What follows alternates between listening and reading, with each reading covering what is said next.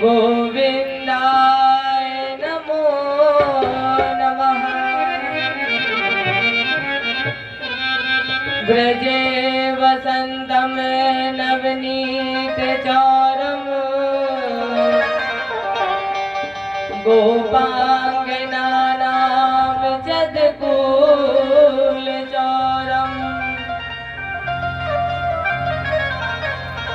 अनेक जन्मार्जित पाप चौरम चौराग्य गण्यं पुरुषं नमामि। नारायणं नमस्कृत्य नरं चैव नरोत्तमम् देवीं सरस्वतीं व्यासं ततो जयमुदीरये।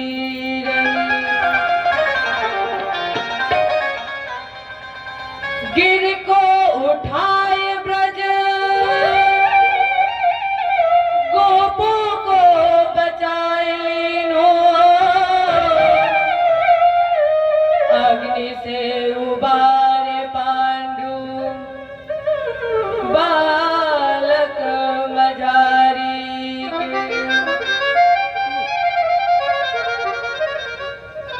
राखो गज घंटा तले बालक विहंगम को अल्लाह को वृद्ध नेम धन पांडु की नारी को।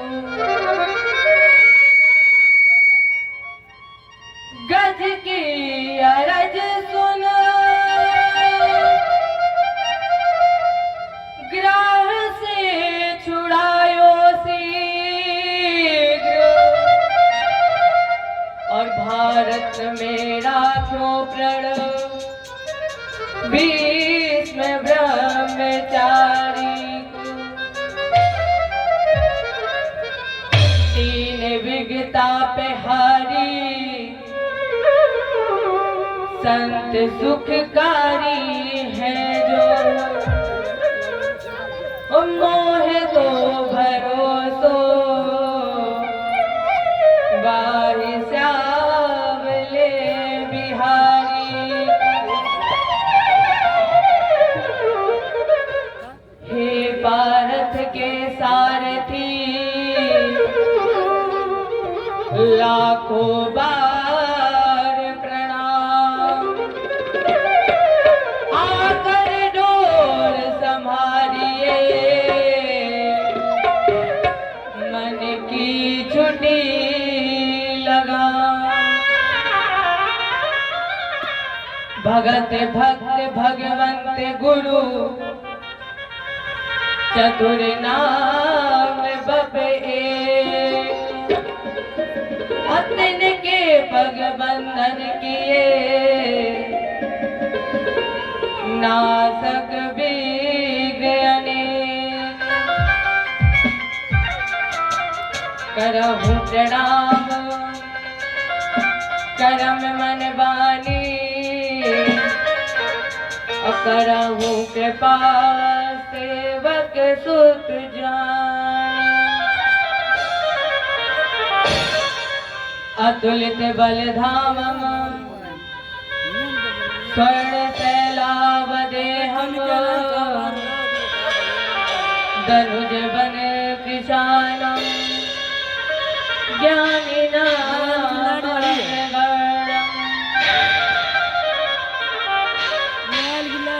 सकल गुण निधानम वाणिनाराम दीसम रघुपत प्रिय भक्तम वात जातम नमामि। रघुपत प्रिय भक्तम वात जातम नमामि। जय बोले गुरुदेव भगवान की। रजनाम उमापति महादेव की, आदि शक्ति दुर्गे मैया की, भागवत भगवान की, बजरंग बली की, जय जय श्री राम, जय जय श्री राम।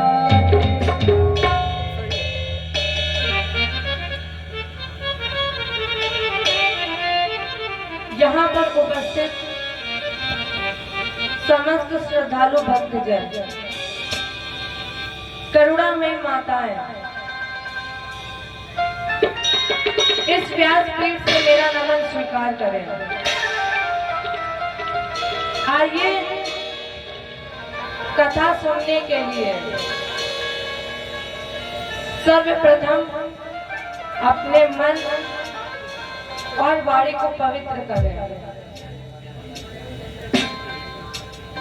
और बिहारी जी से कहें,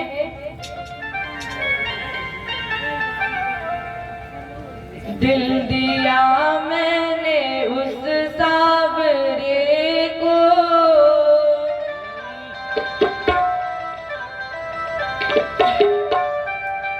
दिल दिया मैंने उस सावरे को, दिल के अरमान संवरने लगे, दिल दिया मैंने उस सावरे को, दिल के अरमान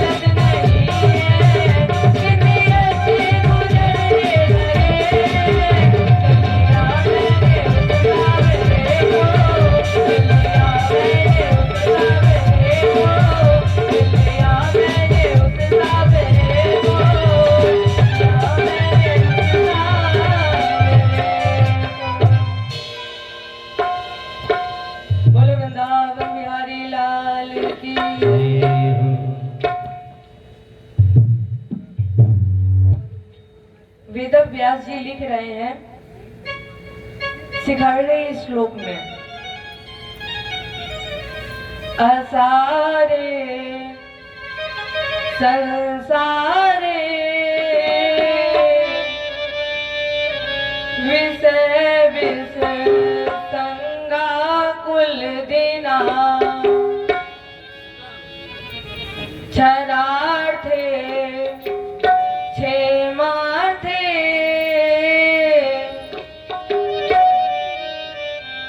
पिबत सुख गाथा कुल सुधा किमर्थे व्यर्थे भो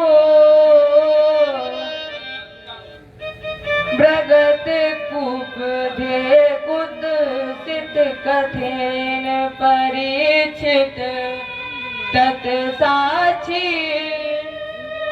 परीक्षित इस बात का साक्षी है, परीक्षित तत् साक्षी यस वण गति मुक्ति युक्ति कथने। जो कह रहा है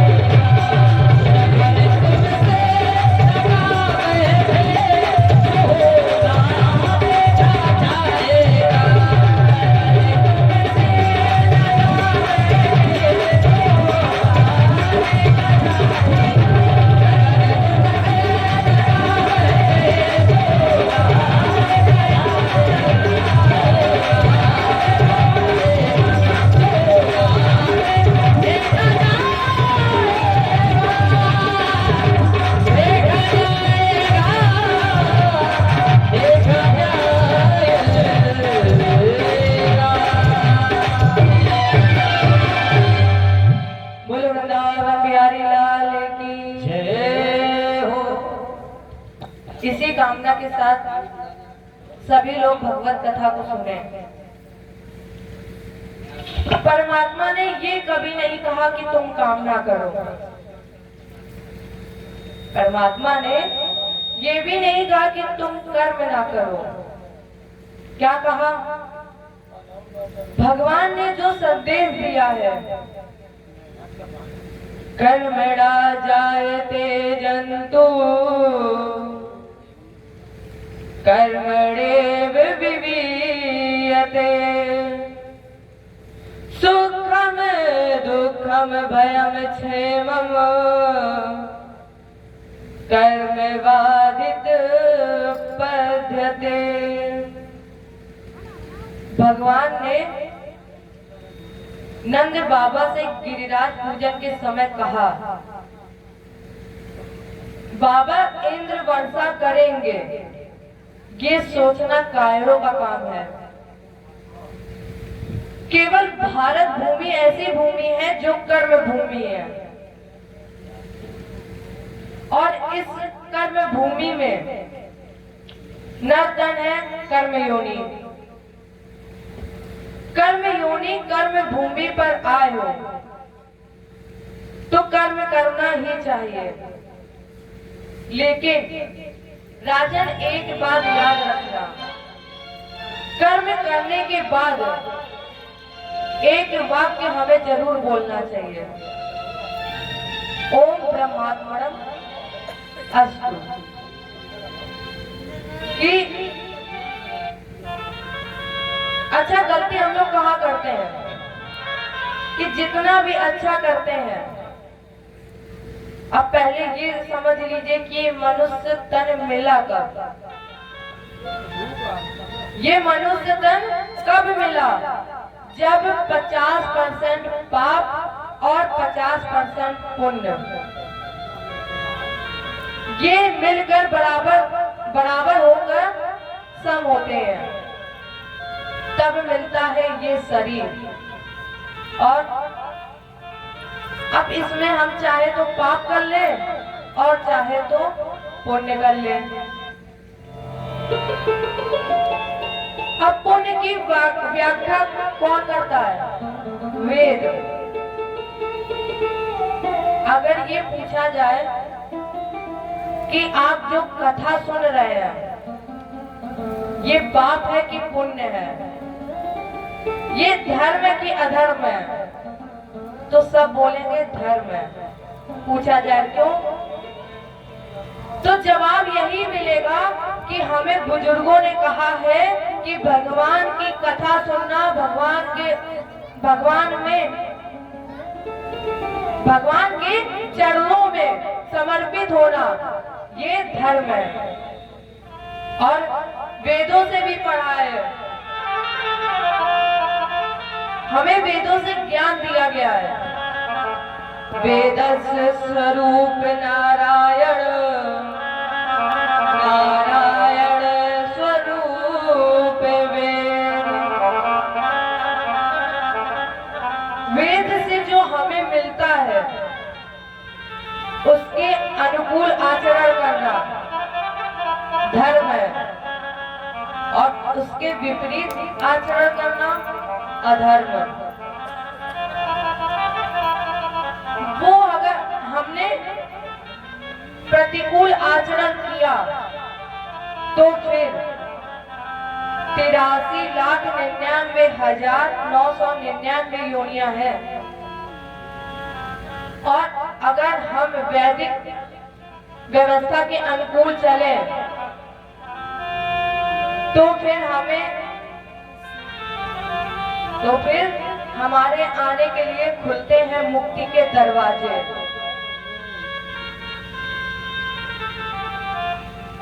अगर हम वैदिक व्यवस्था के अनुकूल चलेंगे तो मुक्ति के दरवाजे खुलेंगे।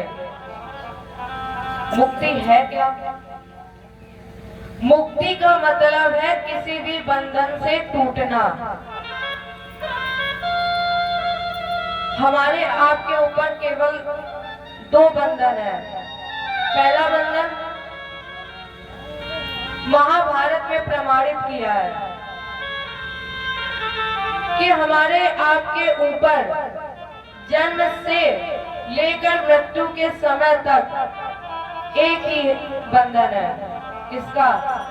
कामना का। केवल एक ही काम करें, और काम तो करते हो लेकिन काम के साथ साथ कामना भी करते हो। और यही कामना का बंधन है। एक कवि ने लिखा है, जग में जन्मे जब बाल भये, तब एक रही सुध भोजन। जब हम इस संसार में आए और जब बाल्यावस्था में गए तब केवल एक कामना, भोजन की।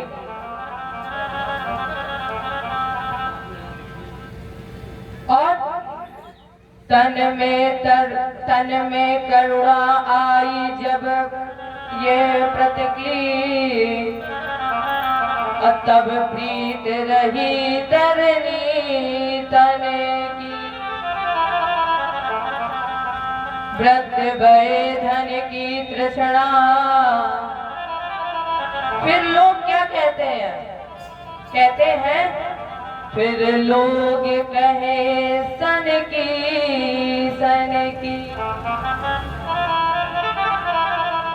आपने सुना होगा 3 बार भोजन और भजन 1 बार, उसमें भी आते हैं संकट हजार। जब आप 1 बार भजन करेंगे तो उसमें भी कई संकट आएंगे, पर हमारे परमात्मा का नाम गाने से जितने भी संकट होते हैं सब दूर हो जाते हैं। तो पहला वरदान कामना का। जिस दिन हम कामना के बंधन को तोड़ देंगे, जिस दिन हम कामना पर विजय प्राप्त कर लेंगे, जिस दिन हमारी कामनाओं का दमन हो जाएगा, उस दिन हमें परमात्मा को ढूंढना नहीं पड़ेगा। ये ध्यान रखिएगा कि परमात्मा कण कण में है। ऐसी कोई जगह नहीं है जिसमें परमात्मा ना हो, लेकिन उसे पहचानने के लिए हमें आपको चाहिए है नेत्र। या ये कह दिया जाए कि जब तक मन मंदिर नहीं बनेगा तब तक हमें परमात्मा नहीं मिलेगा।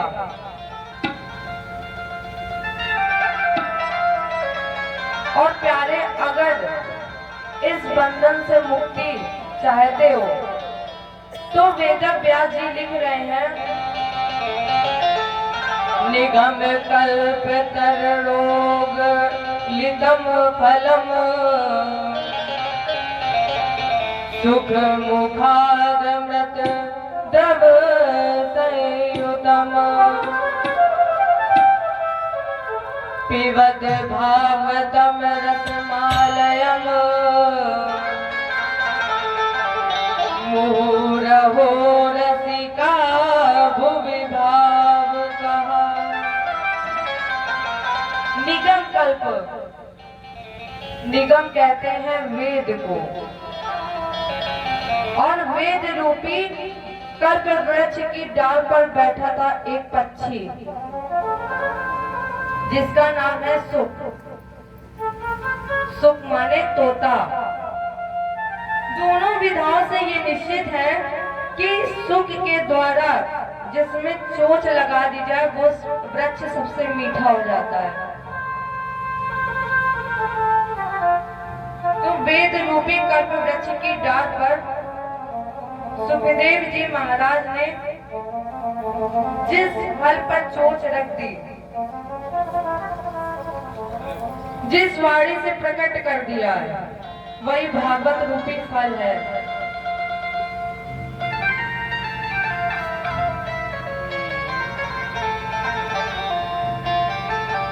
भगवान की कथा सुनकर और जितनी बार सुने उतनी बार आपको मिलेगा रस। अब कहते कौन है? जो उसका असली रस नहीं जानते, क्योंकि राम कथा के 23 अधिकारी जिनके सत्संग अति प्यारे, उन्होंने विशेष रस उसका रस नहीं लिया। भगवान के जो भक्त हैं जो कथा गाने वाले हैं तो वो जब सुबह उठेंगे तो उठते ही सबसे पहले गाएंगे श्री राम जय जय राम।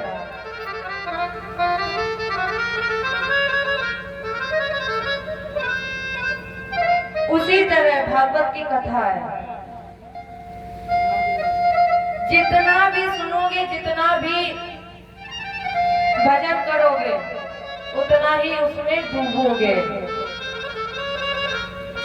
इसलिए पिबत भागवतम, जब भी मौका मिले तब सुनिए। सौनक ने कहा, महाराज जी आपने बहुत सुंदर चर्चा की है। यानी वेद विधान श्रेष्ठो भगवान वादनायण अन्ये चामुन्यासूत परावर विदो विदु। लेकिन हमारी स्थिति बहुत विषम हो गई। क्या हुआ? महाराज जी मेरी स्थिति ऐसी हो गई जैसे जेठ का ढका हुआ पथिक, और आपने उसे जल तो दिया और आधा दिया। उसी प्रकार आपने जो मुझे ज्ञान दिया है, इससे हमारे मन में जिज्ञासा और पैदा हो गई। इसलिए महाराज जी मेरे 6 प्रश्न हैं। सबसे पहला प्रश्न कि मनुष्य के परम कल्याण का साधन क्या है? महाराज जी मेरा दूसरा प्रश्न ये है कि हमारे हिंदू धर्म में बहुत से ग्रंथ हैं, बहुत से देवी देवता हैं, तो हम भ्रमित हो जाते हैं कि किसकी पूजा करें किसकी ना करें। महाराज जी मेरा तीसरा प्रश्न, वो अजन्मा है, फिर उसका जन्म कैसे हुआ, वो पैदा कैसे हुआ। चौथा, अगर वो इस धराधाम पर आए तो कितने स्वरूपों में आए, और जब वो अनाम है तो फिर उसका नाम कैसे पड़ा। पांचवा प्रश्न, भगवान के 24 अवतारों में एक अवतार है श्री कृष्ण जी का। तो महाराज जी हम जानना चाहते हैं कि कृष्ण वसुदेव और देवकी की भक्ति से भगवान वासुदेव बन करके आए। इनके जन्मोत्सव का सुंदर वृत्तांत। मेरा 6वां प्रश्न, महाराज जी मेरा आखिरी प्रश्न है जो मैं आपसे पूछना चाहता हूँ कि जब भगवान इस धराधाम को छोड़कर चले गए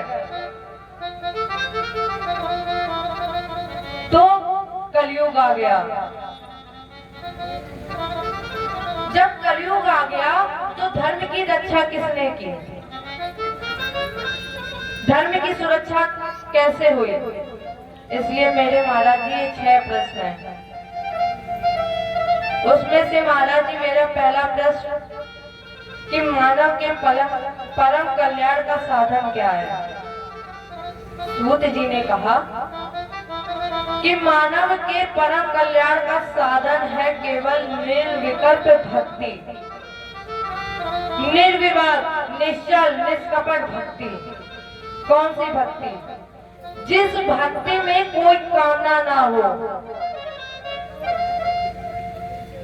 निष्काम भक्ति करो, और जब निष्काम भक्ति करोगे तो निश्चित उनका कल्याण होगा। लेकिन अब हम भक्ति करते कैसे हैं? मांगने के लिए। और भक्ति कभी मांगने के लिए नहीं करनी चाहिए। भक्ति मांगने के लिए ना करें। अहम भक्ति पराधीनो, इसलिए निष्कपट, कपट नहीं होना चाहिए, दिखावा ना हो। मेरा दूसरा प्रश्न महाराज जी ये था कि हमारे हिंदू धर्म में बहुत से ग्रंथ हैं, अब किसको पढ़े किसको ना पढ़े। सूत जी ने कहा इसका सार ये है कि आप सब कुछ पढ़े, जो सामने आए, गीता रामायण जो मिले आप पढ़ें, लेकिन इष्ट उन्हीं को बनाएं जो आपके प्यारे हों, जो आपको अच्छा लगे।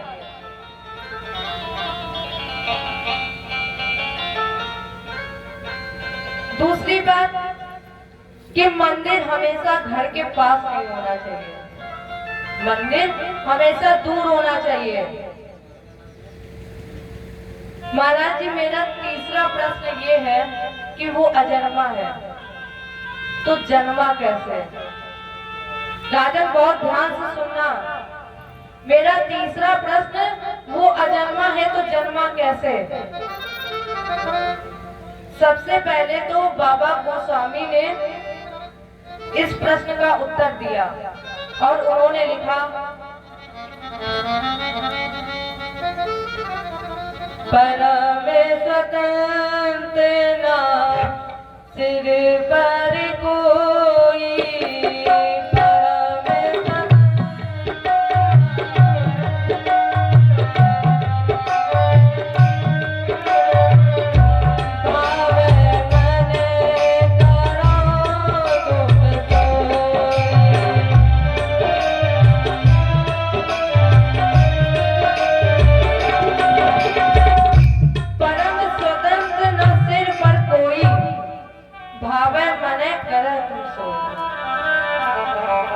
परम स्वतंत्र रस परम सत्ता है।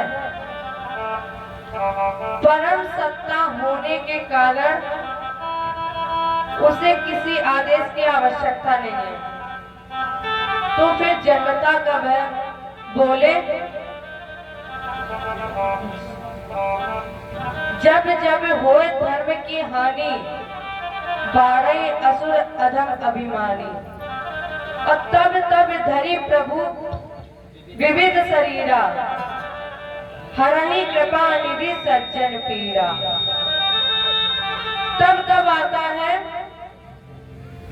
जब धर्म की स्थापना हो, जब जब अधर्म बढ़ता है तब वो धर्म की स्थापना के लिए इस धरा पर आता है।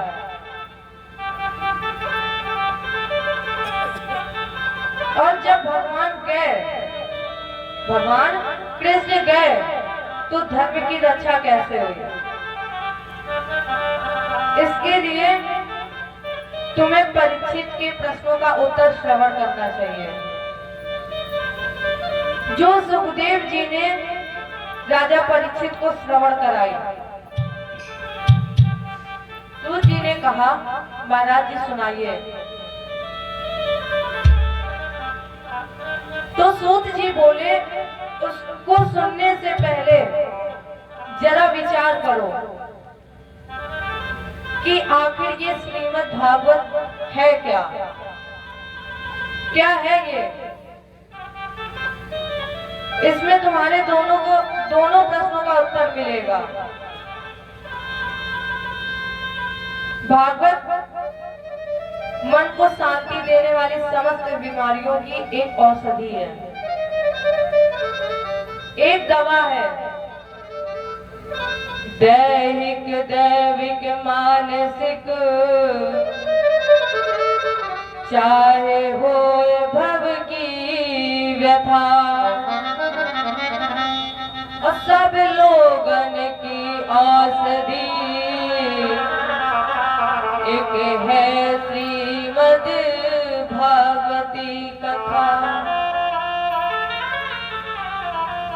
इसको किसने लिखा, क्यों लिखा और इसके लिखने का उद्देश्य क्या है। तो सबसे पहले हमें ये जानना चाहिए, इसके बाद हमें कथा का श्रवण करना चाहिए, क्योंकि बिन जाने होए न प्रतीति, बिन प्रतीत होए नहीं प्रीति, और बिना प्रीत न भक्ति तड़ाई, बिन खगपति जल की चितनाही। तो भागवत में वर्णमाला के 4 अक्षर हैं, भ, ग, व और ता। बिल्कुल सरल अर्थ है। भ माने भक्ति, ग माने ज्ञान, व माने वैराग्य। जब आपके अंदर भक्ति होगी, ज्ञान होगा, वैराग्य होगा, तो भागवत जी की अंतिम जो गति है ता माने त्याग। जब एक मनुष्य के अंदर भक्ति, ज्ञान, वैराग्य की पराकाष्ठा होगी, तब अपने आप उसके अंदर पैदा होगा त्याग। और त्याग हमारे आपके लिए मुक्ति का एक साधन है। भागवतस्य सर्वलोकेषु गतिर्तस्य अलौकिकी, वर्णनं सर्वशास्त्रेषु तदस्याम भवाम कुधा।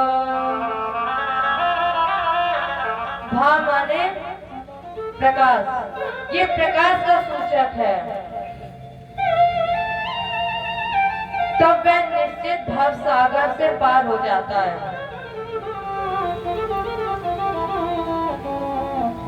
जिसका लेखन वेदव्यास जी ने द्वापर युग के 3 चरण में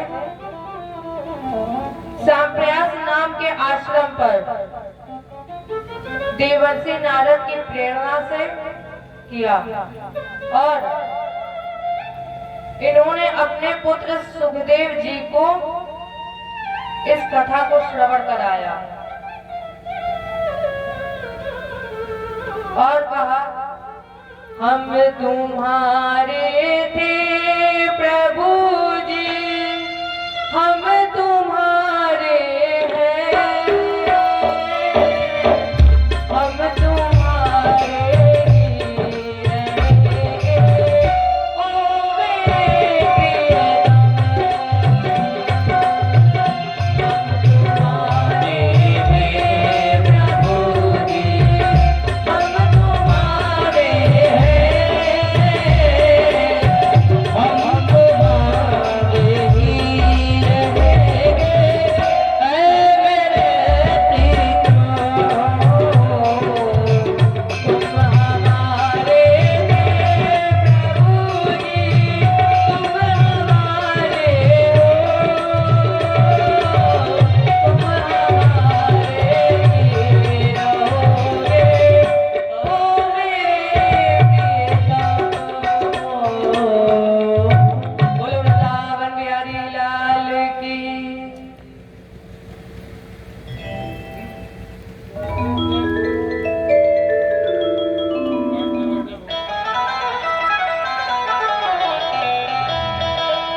जय श्री राम। और पूजनीय गुरुदेव भगवान मंच को शोभित कर रहे हैं। सभी भक्तगण के कार से निवृत्ति होकर आए भगवान की